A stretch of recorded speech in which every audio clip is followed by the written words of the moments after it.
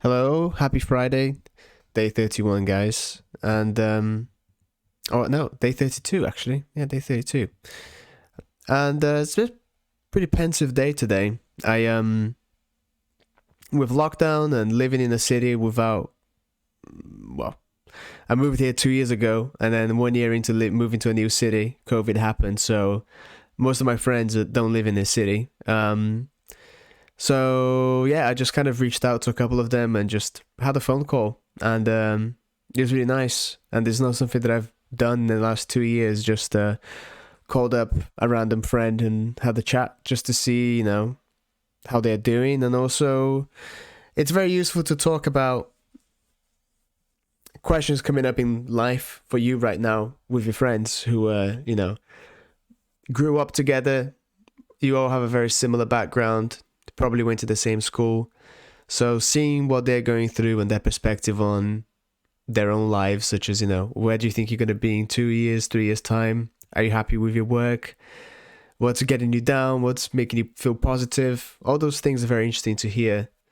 Um, so yeah, it was good. I did this yesterday and did it today with another friend of mine, and feel like I got some good perspective on their problems and things, and but also my own life as well.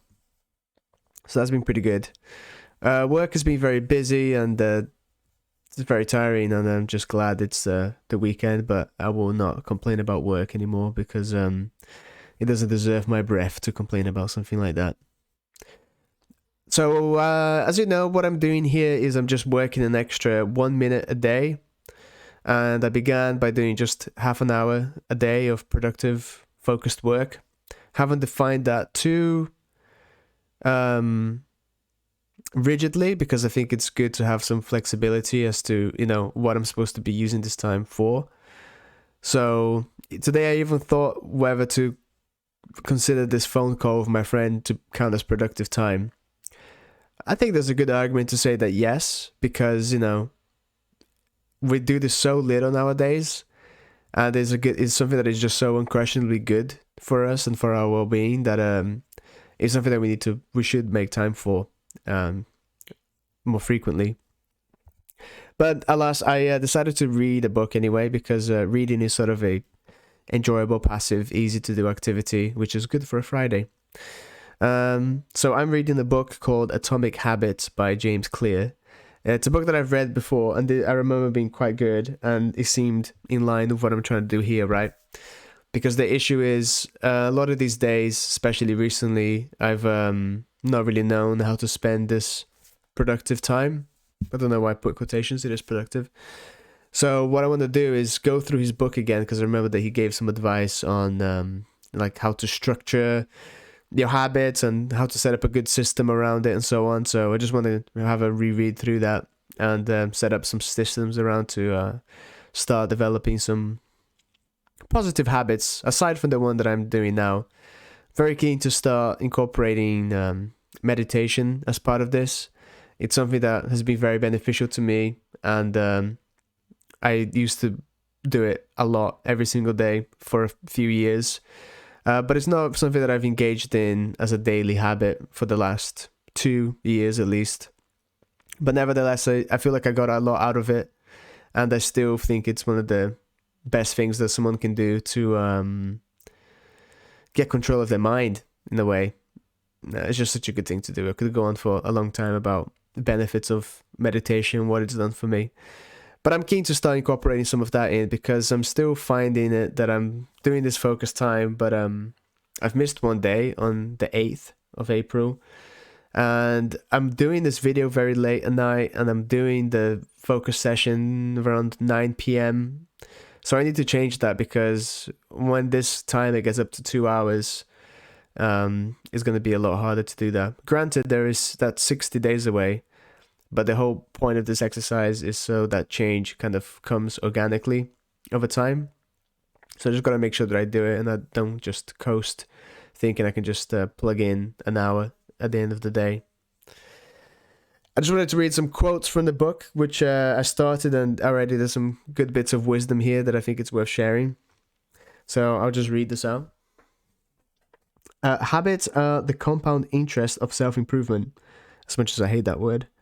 The same way that money multiplies through compound interest, the effect of your habits multiply as you repeat them. They seem to make little difference on any given day, and yet the impact they deliver over the months and years can be enormous. It is only when looking back 2, 5, or perhaps 10 years later when the value of good habits and the cost of bad ones becomes strikingly apparent. So yeah, these daily habits compound on each other and they end up having a huge effect. This is not a breakthrough idea, but yet it is. And why is that?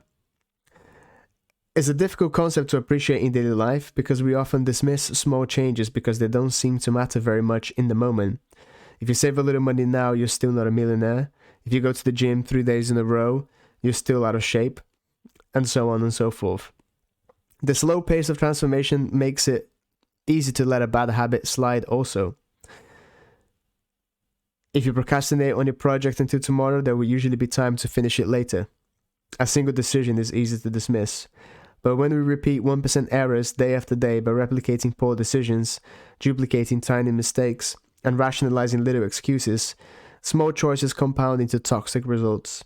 And vice versa, obviously. So, yeah, interesting. Another bit that I want to read out is... okay. He also describes how to create a good habit, and I thought it was interesting to draw parallels between what he's written here and what I'm currently doing with this video, which is to create a good habit, you have to follow 4 laws. First one, make it obvious, make it attractive, make it easy, and make it satisfying. So this video thing is very obvious because my camera is always on my desk, the light's always there, the microphone is always on my desk. It's obvious and it's easy, which is point number 3. Is it attractive? Maybe. I don't know. I guess that's the weaker one so far. And the last point is make it satisfying. And I have to say, it is always very satisfying when I speak to the camera here, speak to you guys, and upload it to YouTube. It just gives me a real sense of accomplishment, no matter how small, and that's a good thing. And another thing that I'm keen to explore a little bit further is his emphasis on focusing on process, not goals. And that's very much what I'm doing here. I'm just kind of trusting the process and just really going with it, committing to the process, not really having too rigid goals here to restrict what I can and can't do. Just a commitment to the process, really. So exciting, and we'll see what happens. Anyway, it's already been a long video. So thanks for listening, and I'll speak to you tomorrow. Goodbye.